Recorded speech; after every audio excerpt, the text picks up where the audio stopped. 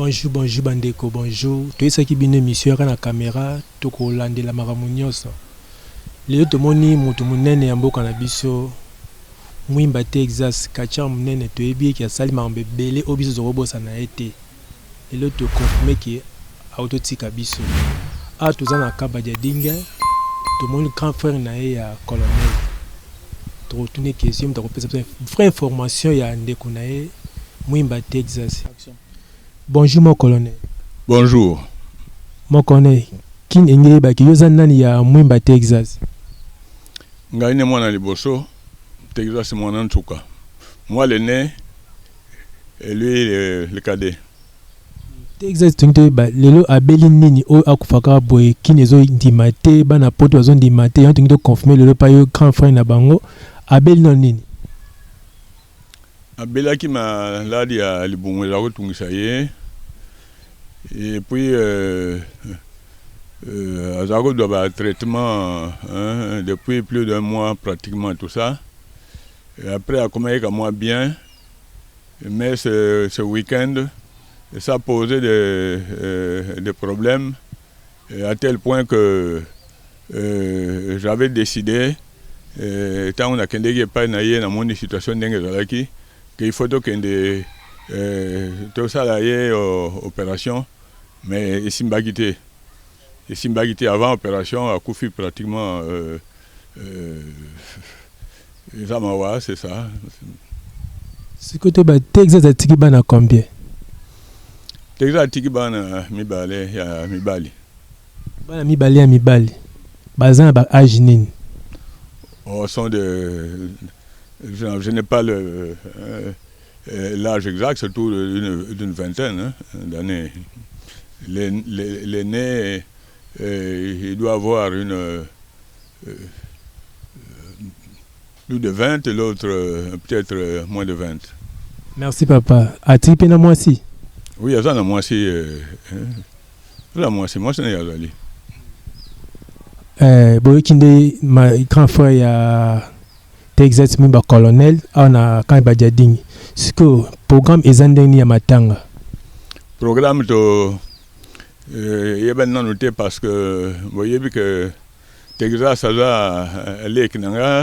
c'est la famille, mais il a atteint un niveau tel que il est difficile pour nous gérer. Makamboya, Aokundaye, etc.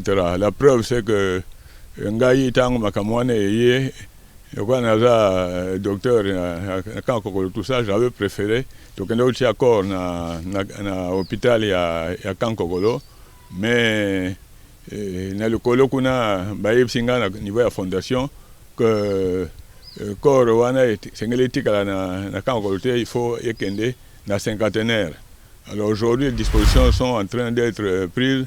Avec une voiture pour que, avec la fondation, va déplacer Korwana et Kende dans la cinquantenaire. Le programme sera connu d'ici peu. Merci papa.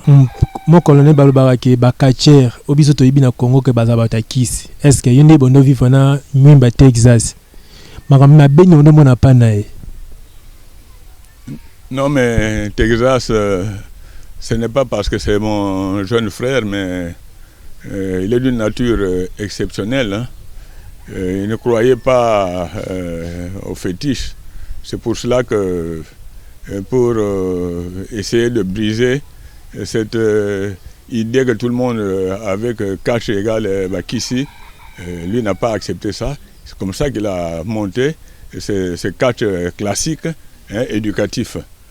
Et ça a commencé depuis très jeune, son âge très jeune, tout ça, parce que Bilogwana Bandagango, autour de moins de 15 ans pratiquement, il commençait déjà à s'intéresser à ce genre de choses, tout ça, etc. Donc, et puis, il y a évolution, et moi, je me souviens parce que quand il était jeune, et que moi j'étais à ce moment-là à Kitona, ils sont venus en congé chez moi. Là, ils ont mobilisé pratiquement toute la base militaire.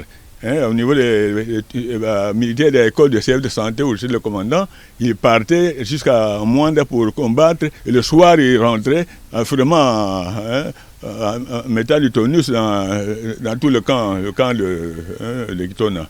Et puis après ici à Kinshasa aussi, mais ça vous suivrez, vous allez voir ce qu'il représente. Moi je ne voulais jamais assister au combat de mon petit frère.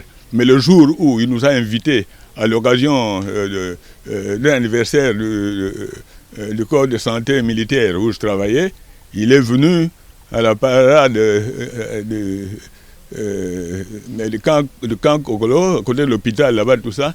Alors, il a fait un combat extraordinaire. C'est à ce moment-là que j'ai cru que j'ai un petit frère qui vaut énormément tout ça. Et la suite, vous n'avez qu'à voir et l'entendre parler. Bon, voilà ce que je peux dire à mon niveau.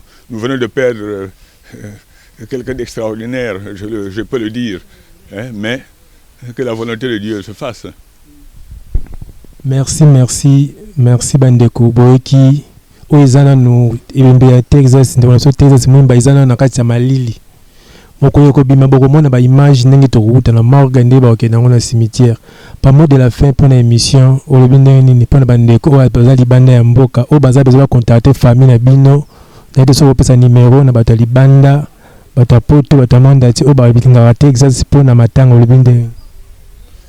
Non, vous allez attendre le programme qui va venir. Hein. Je sais que Texas, il est connu pratiquement partout. Bon, si vous voulez mon numéro, je vous le donnerai, mais nous sommes disposés à recevoir les condoléances de tout le monde. Il n'y a pas de problème. Vous tenez à voir mon numéro? Oui. C'est 099 99 70066. 09999 70066. Merci makasi na mon colonel okokiko sala musala no sala a toza pa colonel biso ndeko mateza kufaki yango bomoni photo ne penza yango bana poto tonto kana teza makufi ya solo après toza penza pa ya grand frère ne ya liboso aya docteur aza colonel mayini matanga ezo sala ma awa mais soki somo ba image soki tango bebe ko bima boko mona ndenge to la samno morgati na cimetière. Merci makasi, à la prochaine.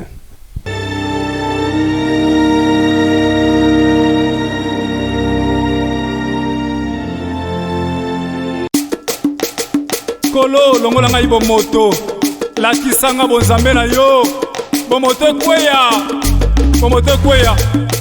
bazwa kazambe bapesaka na moto Abraham sui zambe apesi na Isaki Isaka sui zambe apesi na Jacob o yango biso tosengi bonzambe na yo papa onode yes.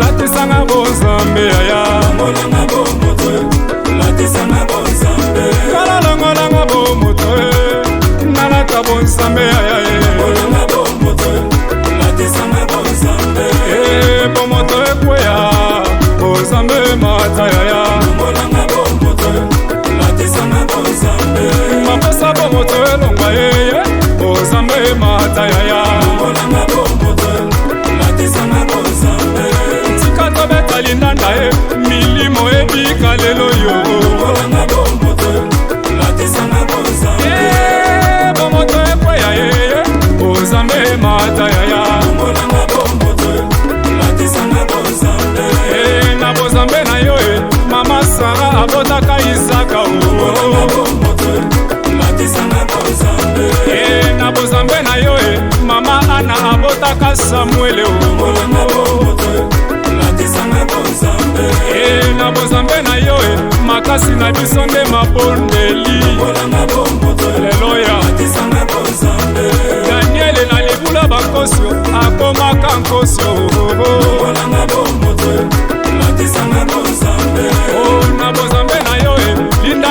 Dawidi ekangolisa bulie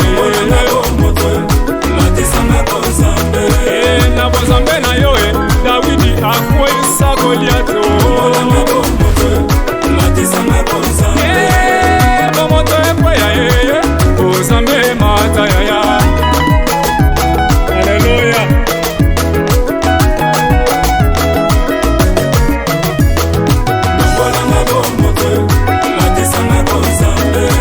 Na bozambe na yo nzete ya Mose kabolaki mai. Alléluia. Bomoto ekweya bozambe matayaya. Na bozambe na yo Joseph alimbolaki ndoto ya Falo. Na bozambe na yo Joseph alataka bokonzi.